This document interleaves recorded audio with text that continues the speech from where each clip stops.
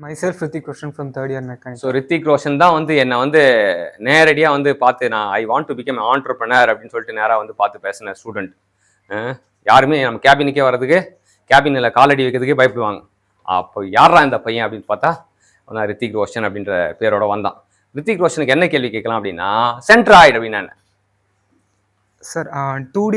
2Dல அதோட centre point வந்து centroid சொல்லுவாங்க சார். 2Dல சென்டர் பாயிண்ட் சென்ட்ராய்டு சொல்லுவோம். 3Dல சென்டர் ஆஃப் கிராவிட்டின்னு சொல்லுவாங்க சார். நான் சென்டர் ஆஃப் கிராவிட்டி கேட்கல, சென்ட்ராய்டு மட்டும் தான். 2Dல சொன்னாக்கா சென்ட்ராய்டு. அப்போ எப்படி சொல்லலாம் இதை வார்த்தையில்? Centre point of 2D diagram. 2D diagram. So planar area. So அந்த 2D டயக்ராம் இருக்குதுல, பிளானார் ஏரியா அப்படின்ற ஒரு விஷய வார்த்தையை சொல்லலாம். பிளானார் ஏரியாவோட என்டையர் இது வந்து ஆக்ட் ஆகிற ஒரு பாயிண்ட், அதுதான் வந்து சென்ட்ராய்டு சொல்லுவாங்க. இப்போ சென்டர் ஆஃப் கிராவிட்டி அப்படின்னா அந்த என்டையர் மாசம் ஆக்ட் ஆகிற பாயிண்ட். 3D ஒரு 3D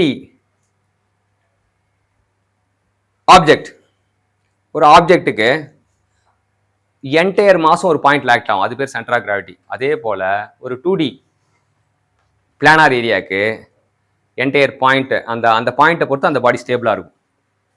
ஸோ அதுதான் வந்து சென்ட்ராய்டு. Thank you champion.